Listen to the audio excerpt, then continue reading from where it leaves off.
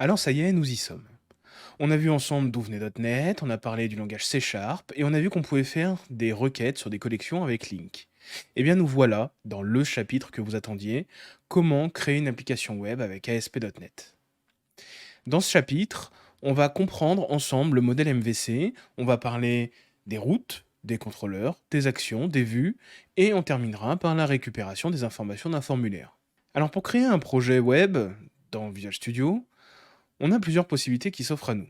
On a plusieurs templates d'applications web ASP.NET. La première d'entre elles, elle s'appelle simplement Application web ASP.NET. Il s'agit d'un modèle qui se base non pas sur le MVC, mais sur les vues Razor. C'est un modèle qu'on n'abordera pas dans ce cours, peut-être éventuellement en bonus plus tard. Le deuxième modèle, c'est celui qu'on va utiliser, c'est celui Application web ASP.NET, modèle, vue, contrôleur. Là, on va pouvoir créer un projet de type application web en se basant sur le pattern MVC. Et enfin, la dernière possibilité qu'on a, c'est la création d'une application ASP.NET Core vide, où là, on va avoir un projet, comme son nom l'indique, totalement vide, dans lequel on va pouvoir construire quelque chose. Donc nous, on va choisir une application web ASP.NET, modèle, vue, contrôleur. Lorsque vous allez arriver sur cette page, on va vous demander plusieurs choses. La première question qu'on va vous poser, c'est quel framework vous souhaitez utiliser. Alors si vous avez bien suivi dans les épisodes précédents, on a vu ensemble qu'il existait différentes versions de framework, dont certaines versions qui ont un support étendu. Ici, dans ce chapitre, on va utiliser .NET 6. .NET 6 qui est une version LTS, qui signifie Long Term Support. Ça veut dire quoi concrètement? Ça veut dire que dans l'environnement .NET, il y a différentes versions qui sortent chaque année.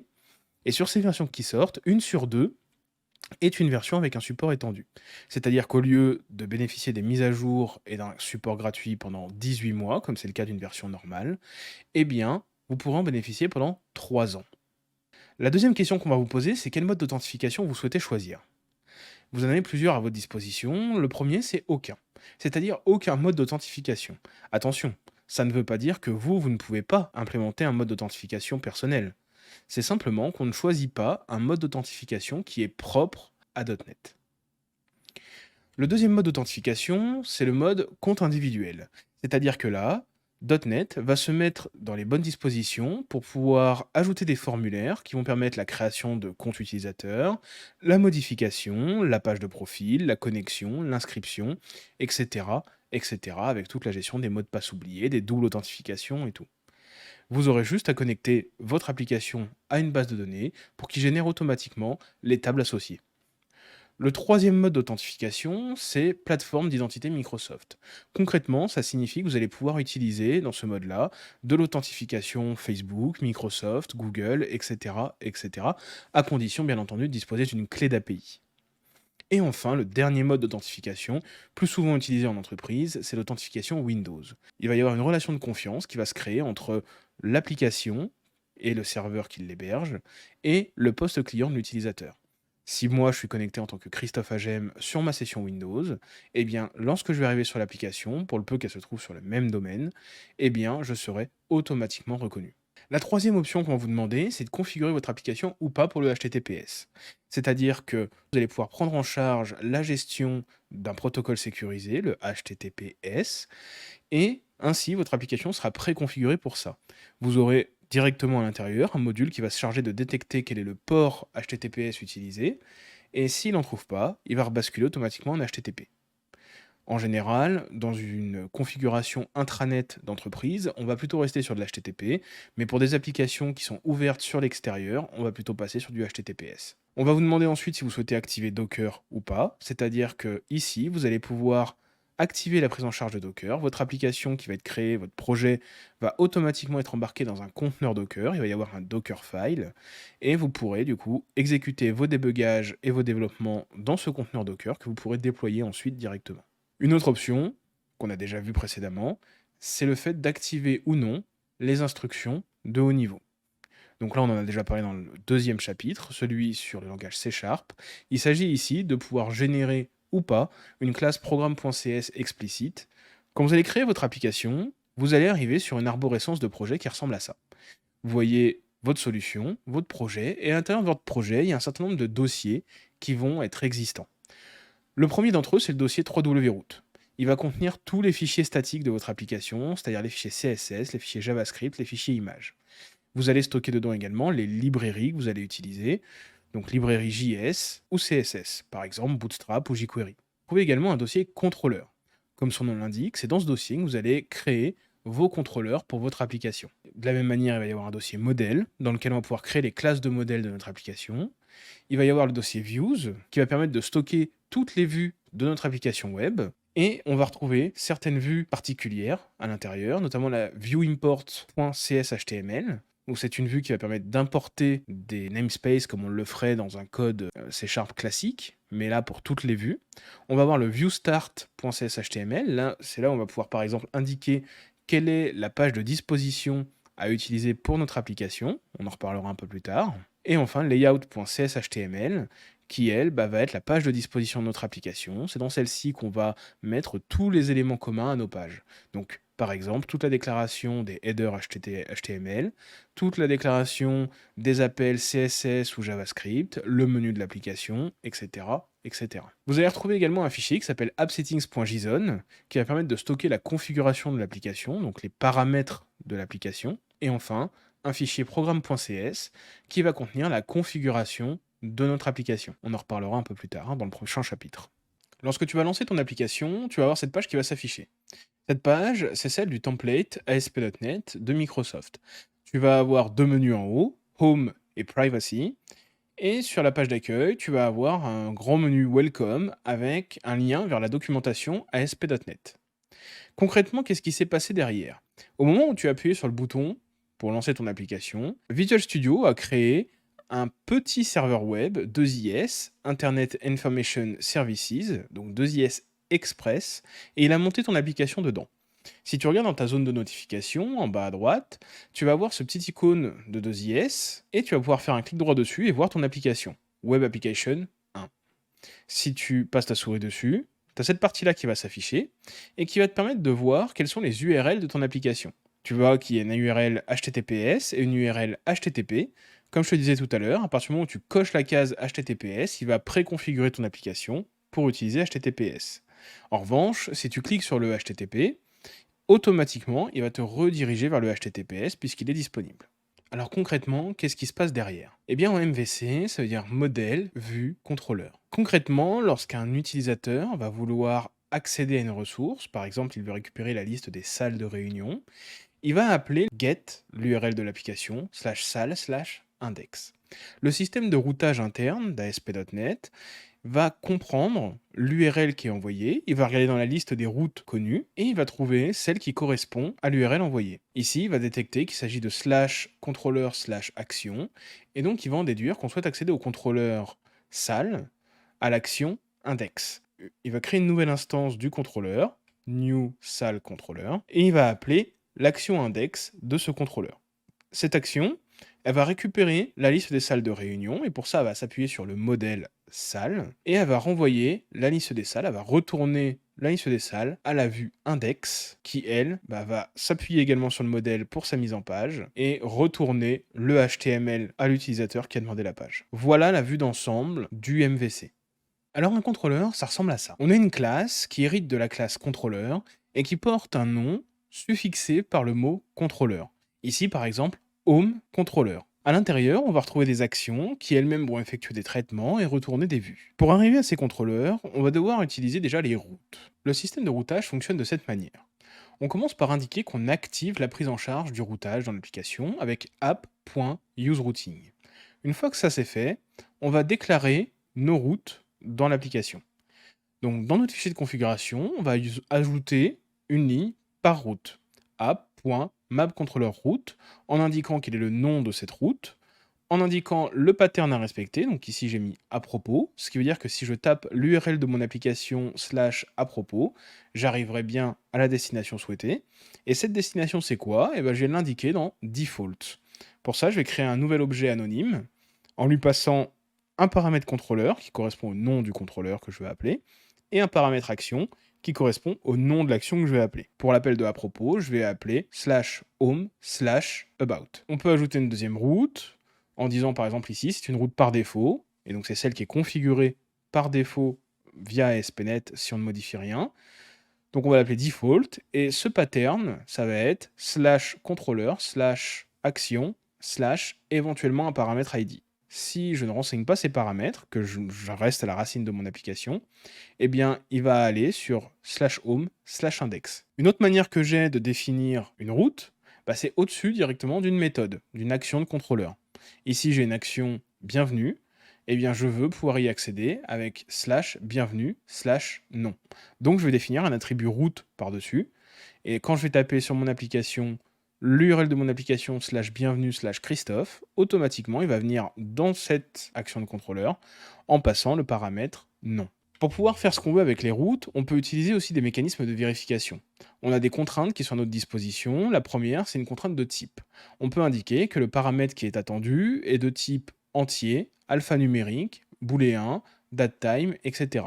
Ici, par exemple, je peux définir qu'un entier, donc le paramètre ID qui est attendu, est de type entier, de type int. Je peux aussi définir une contrainte de valeur, c'est-à-dire indiquer une taille minimum, indiquer une taille qui se situe entre telle taille et telle taille, donc entre 4 et 9. Indiquer également une valeur minimum. Je dis que, par exemple, sur mon ID, la valeur doit être minimum 3 et la valeur maximum peut être 10. Et je peux définir aussi un range, donc dire la valeur doit se situer entre temps et temps. Ici, par exemple, si je veux accéder aux détails d'un livre via son ISBN, donc qui est un identifiant unique pour les livres, eh bien je peux indiquer que le paramètre ISBN doit être contenu entre 10 et 13 caractères. Je peux également mettre une regex. Ici, par exemple, je lui dis que mon ID est forcément un entier qui fait 5 caractères tout pile. Alors vous noterez qu'ici, je suis obligé de doubler certains caractères, comme l'anti-slash ou encore les accolades, parce que sinon, elle serait interprétée par C#. Donc là, par exemple, je vais mettre la regex complète qui valide un numéro ISBN. Maintenant, passons aux vues. Quand on retourne une vue dans un contrôleur, donc dans une action de contrôleur, on peut faire directement return view. Ici, par exemple, ça signifie que je veux retourner vers la vue qui porte le nom de l'action, puisque je ne précise pas le nom de la vue en paramètre du return view. Donc ici, je vais essayer d'accéder à une vue qui s'appelle index. Pour chercher ces vues, il va les chercher dans le répertoire slash views. Et à l'intérieur, il va chercher un dossier qui correspond au nom du contrôleur, donc slash home, puis il va chercher une vue qui porte le nom index.cshtml. Donc la recherche, elle va s'effectuer comme ça. Il va chercher d'abord dans slash views, slash home, slash index.cshtml. S'il ne trouve pas à cet endroit-là, à ce moment-là, il va aller dans slash views, slash shared, qui est un dossier, donc comme son nom l'indique, partagé, slash index.cshtml. Et s'il ne trouve pas à cet endroit-là, à ce moment-là, il va retourner une erreur pour dire que la vue est introuvable. Vous avez également la possibilité de préciser le nom ou le chemin de la vue que vous souhaitez retourner. Si par exemple, dans votre application, vous souhaitez stocker les vues dans un autre dossier que le dossier views, vous avez des vues particulières, des vues communes peut-être, eh bien ici, vous pourriez préciser directement le chemin complet vers la vue. Donc ici, par exemple, slash common, slash list.cshtml. On a une vue particulière qu'on a vue dans la présentation tout à l'heure du contenu de notre solution. Je vous ai parlé du layout. Je vous ai dit que c'était la page de disposition d'une application. Eh bien voilà à quoi va ressembler un layout. On va retrouver finalement un core HTML tout à fait classique avec le doctype, la balise HTML, l'ensemble des headers de notre page HTML, le body, et donc on va retrouver les liens vers les scripts JavaScript ou encore les styles CSS. Il y a quand même deux petits éléments particuliers dans cette vue, dans cette page de disposition. C'est le render body, ici, qui est l'endroit, en fait, où on va venir stocker le contenu de notre page. Donc sur le template qui a été généré par défaut, ça correspond à ça. C'est-à-dire que, en fait, dans notre page de disposition, on réserve cet emplacement-là pour le contenu des vues. Chacune des vues va donc être stockée à cet endroit-là dans la page. Donc du coup, vous imaginez bien que si à un moment vous souhaitez par exemple utiliser une bibliothèque JavaScript, vous souhaitez faire du JavaScript dans votre vue, le problème c'est que vos fichiers JavaScript seront peut-être pas encore chargés au moment où vous voulez les utiliser. Donc pour ça, vous pouvez réserver des emplacements dans le layout, comme ici, render section, on lui donne un nom, script, et on indique si elle est requise ou pas. C'est-à-dire si on a l'obligation de la redéfinir dans une vue. Si on avait mis true ici, eh bien dans la vue, on aurait eu l'obligation de définir cette section. En revanche, ici, si on a besoin dans notre vue d'utiliser un script, eh bien on va faire @section script, accolade, et on va mettre notre contenu à l'intérieur. Pour ça, on va utiliser pour faire une vue ce qu'on appelle la syntaxe Razor, c'est-à-dire une syntaxe qui est basée sur des arrobases et qui va permettre d'insérer du C# dans la vue. On va commencer ici par le arrobase accolade tout en haut du fichier qui va permettre de faire du C# du coup et d'indiquer ici qu'on va stocker une valeur title qui s'appelle bienvenue. On va également définir une variable C# nom de type string dans laquelle on va stocker le nom de l'utilisateur connecté. On va décrire notre HTML et dans notre HTML, on va pouvoir faire arrobase quelque chose pour pouvoir mettre du C#. Et donc ici, arrobase nom va permettre de réutiliser la variable qui a été déclarée un peu plus haut. De la même manière, juste en dessous, on va pouvoir faire arrobase accolade pour mettre tout un bloc de C# à l'intérieur. Et ici, on va mettre un switch sur l'heure. Et on va dire, si l'heure est avant 17h, à ce moment-là, on va dire bonjour. Sinon, on va dire bonsoir. Et enfin, on peut continuer en mettant nous sommes le avec la date du jour. Donc tout ça, c'est une syntaxe qu'on va pouvoir utiliser. Il y a un ensemble d'éléments qui sont à notre disposition.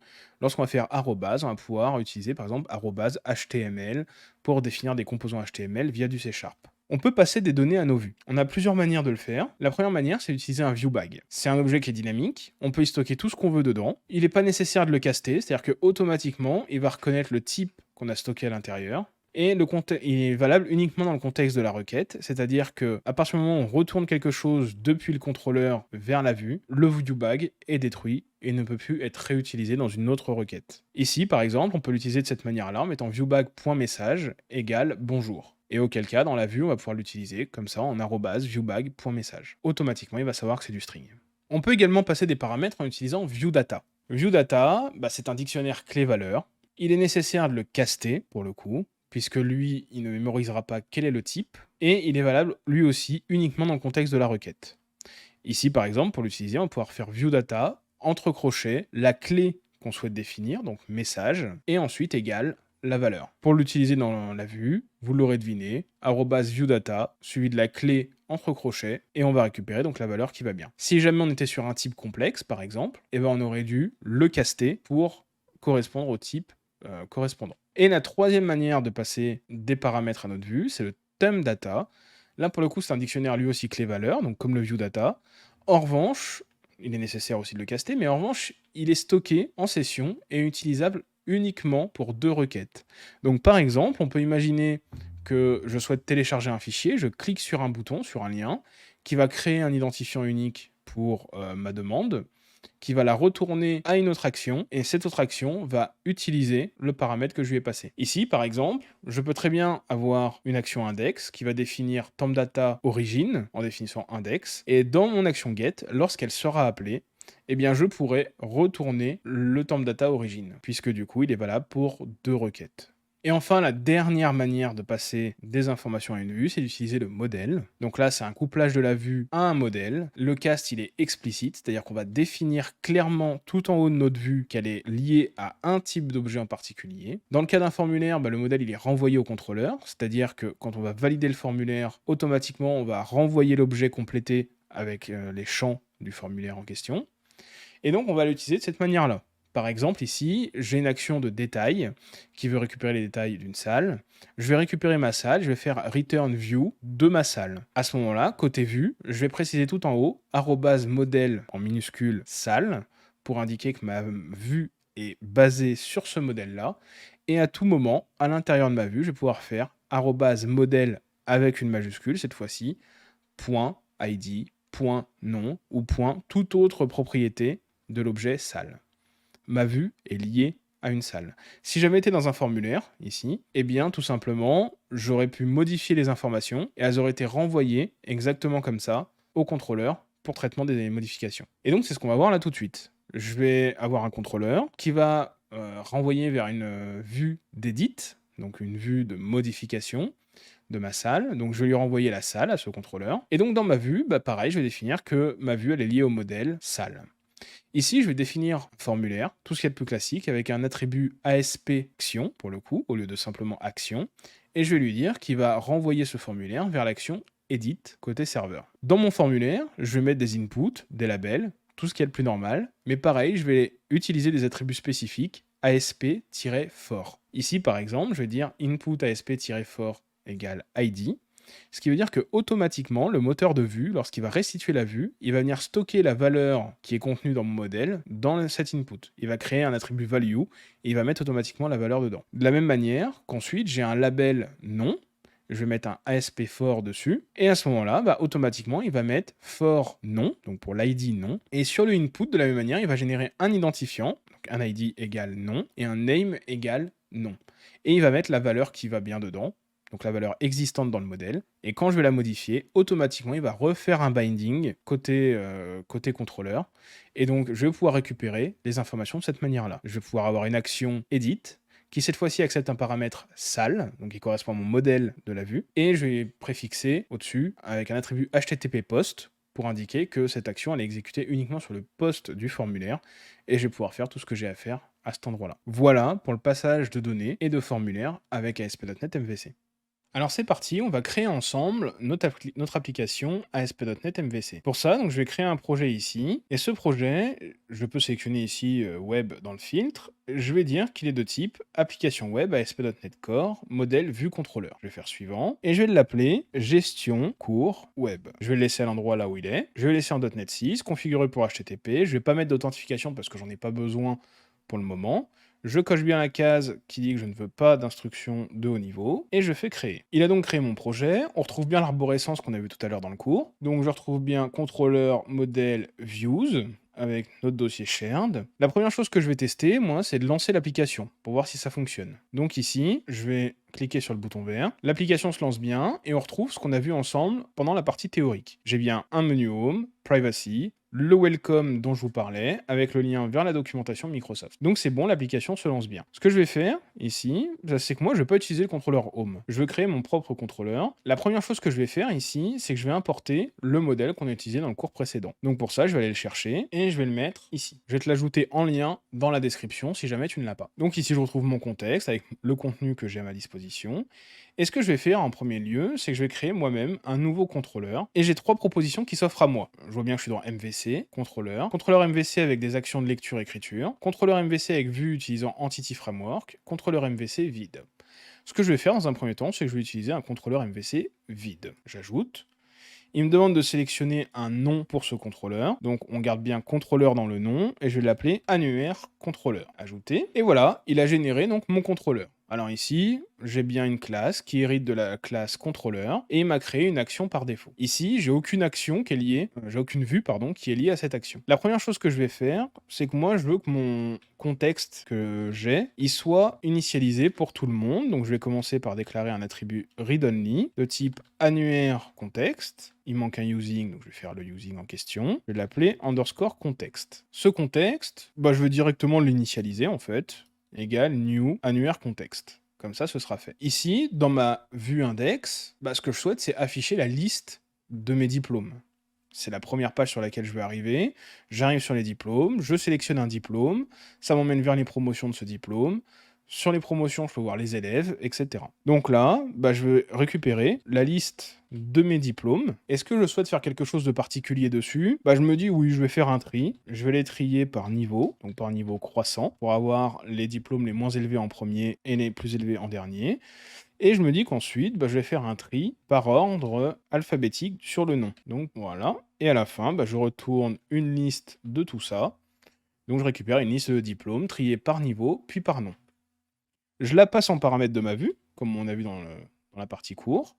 Ce qui fait qu'ici, je vais pouvoir retourner vers une vue qui sera liée à mon modèle liste de diplômes. Ce qu'on peut noter, c'est qu'ici, quand j'ai créé le contrôleur, il n'a pas créé de dossier pour mes vues. Pas de problème, je ne vais pas le créer à la main. Je vais faire clic droit sur ma vue ici, ajouter une vue. Là, on est cette fois-ci dans la partie affichage et puis dans la partie contrôleur. Il me demande est-ce que je veux créer une vue Razor vide ou une vue Razor. Je vais créer vue Razor et il va m'afficher un assistant qui va me permettre de sélectionner le type de vue que je veux créer. Elle s'appellera bien index. C'est une vue de type liste et elle va se baser sur la classe diplôme. Est-ce que je veux la créer en tant que vue partielle? C'est une notion qu'on n'a pas vue dans le cours, mais qui permet de créer des vues légères qui puissent s'imbriquer dans d'autres vues. Est-ce que je souhaite la bibliothèque de script de référence? C'est-à-dire qu'en général, c'est le jQuery confirm notamment, donc je ne veux pas. Est-ce que je veux utiliser une page de disposition? Oui, je vais laisser une page de disposition et il me précise que par défaut, si je laisse vide, il va utiliser celle qui est définie dans la vue View Start. J'ajoute. Et ça va prendre un petit peu de temps parce qu'il va restaurer un package Nugget, il va installer un package Nugget plus précisément, et il va générer la vue. Voilà, là il m'a généré une vue complète qui correspond à ce que je lui ai demandé. On voit bien qu'il a précisé ici @model enumerable de diplôme. Donc si vous vous rappelez bien, type list hérite de l'interface enumerable, donc ça me va. Il a défini un viewData title égale index. Alors pourquoi? Parce que si je vais voir dans ma vue layout, ma page de disposition, donc vous retrouvez bien tous les éléments dont je parlais, on voit qu'ici il a défini @viewData title qu'il va définir donc en titre de la page. Donc je vais me servir de ça. Et moi ici, à la place, je vais mettre diplôme. De la même manière qu'ici, je vais mettre diplôme aussi. Voilà, CTRL-C, CTRL-V. Je vois qu'il a généré un lien qui pointe vers la vue Create avec le ASP Action. Donc il va pointer vers l'action Create. Et il a mis Create New. Moi, je vais dire simplement nouveau diplôme. Ensuite, il a créé une table avec une ligne d'en-tête dans laquelle il précise le code, le nom et le niveau. Et donc ici, on peut apercevoir la syntaxe Razor dans toute son utilité avec html.displayNameFor. C'est-à-dire qu'il va se baser sur le modèle et il va générer simplement un label pour l'entête du tableau. Donc il va prendre juste le nom des propriétés de l'objet, en réalité. Ensuite, on voit qu'il fait un for each sur chaque élément du modèle, puisque le modèle est une liste. Et là, même chose, il va utiliser la syntaxe Razor pour faire html.displayFor code. La différence entre displayNameFor et displayFor, c'est qu'ici, il va afficher le nom de la propriété, alors qu'ici, il va afficher la valeur de la propriété. Donc, il va afficher la valeur qu'il y a dans la propriété code, nom ou niveau de cet attribut item. Et enfin, il a généré des liens, ici. Donc, même chose, avec html.actionLink, avec le libellé du lien et l'action du contrôleur vers laquelle il pointe, avec éventuellement des paramètres. Donc, première chose que je vais faire, moi, ici, c'est que ici, je vais modifier, je vais dire modifier. Je vais supprimer le détail parce que ça m'intéresse pas, et je vais mettre ici supprimer. Là, il n'a pas réussi à déterminer tout seul quelle était la clé primaire utilisée par mon modèle, puisqu'on n'est pas sur un modèle Entity Framework. Donc ce que je vais lui préciser, c'est qu'ici, c'est id égale item.code, puisque c'est le code du diplôme visé. Je vais faire la même chose en dessous, et voilà. Maintenant, si j'exécute mon application, j'arrive toujours sur cette page-là. Normal, puisque j'ai rien modifié dans les routes. Par contre, si ici je tape /annuaire, j'arrive bien sur la page en question, celle qui vient d'être générée. Donc on voit qu'elle est basique, c'est vraiment par défaut, et libre à vous ensuite de la personnaliser avec du CSS, avec des éléments graphiques qui vont dans votre sens. On voit qu'il a bien le lien ici, nouveau diplôme, le modifier, le supprimer, donc tout va bien. Si je viens à cliquer moi ici sur modifier, forcément j'ai une erreur, puisqu'il me dit qu'il ne trouve pas annuaire /edit/d2wm, puisque je ne l'ai pas créé encore. Donc ce que je vais faire, c'est que je vais la créer tout de suite. Donc pour ça, je vais retourner dans mon annuaire ici, annuaire contrôleur, et je vais créer une action publique, action_result, edit, et je vais lui dire qu'il accepte un paramètre de type string, puisque c'est le code, que je vais appeler id, ce qui va m'éviter de modifier la route par défaut, qui prend un paramètre id. Ici, je vais lui dire que ça retourne une vue, donc la vue edit, et je vais récupérer le diplôme associé à ce que je veux récupérer ici. Pour ça, je vais aller chercher dans mon contexte, .diplôme, .firstOrDefault, diplôme, et sur le code diplôme equals à l'id qui est passé en paramètre, voilà. Et avant de le renvoyer tel quel, je vais faire une petite vérification, je vais vérifier que le diplôme est différent de nul, donc savoir si je l'ai bien récupéré ou pas. Donc si le diplôme il est égal à nul, ce que je vais faire, c'est qu'au lieu de le retourner vers la vue, je vais retourner simplement not found, comme il me le propose ici. Donc ça retournera une page erreur 404, ressources non trouvées. Et donc si tout va bien, ici je vais passer diplôme à ma vue. Ma vue n'existe pas non plus dans mon dossier annuaire,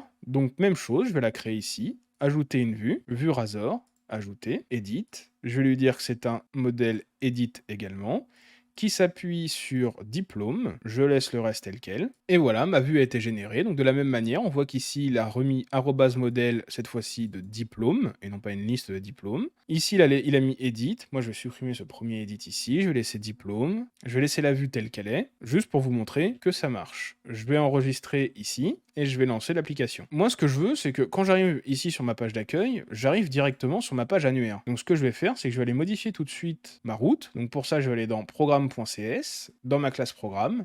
Je vous expliquerai dans le chapitre suivant le fonctionnement de cette page programme. Ici, on va aller modifier home, à la place, on va mettre annuaire. Si je relance mon application, j'arrive par défaut sur ma page annuaire et donc je vais aller sur modifier ici et on voit bien que j'ai mon formulaire tel qu'il a été généré. Ce que je vais faire maintenant, c'est que pour vous montrer que ça marche, je vais créer une action qui va récupérer le résultat, mais qui va rien en faire de particulier puisqu'on n'a pas de base de données pour l'instant qui est connectée, donc je ne peux pas stocker la valeur directement. Donc ici, je vais accepter en paramètre un diplôme.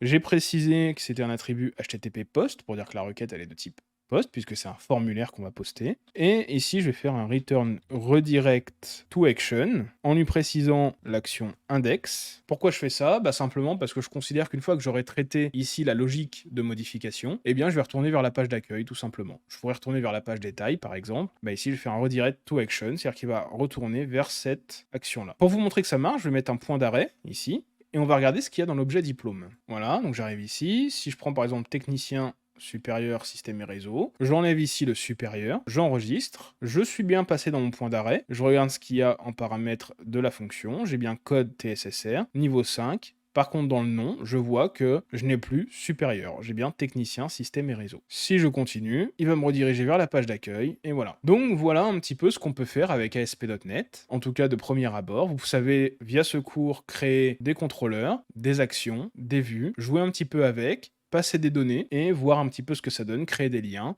Donc maintenant, je vous laisse expérimenter de votre côté. N'hésitez pas, si vous avez des questions, à les poser en commentaire, j'essaierai d'y répondre. Et on se retrouve pour un prochain chapitre pour parler un petit peu de cette classe programme.cs.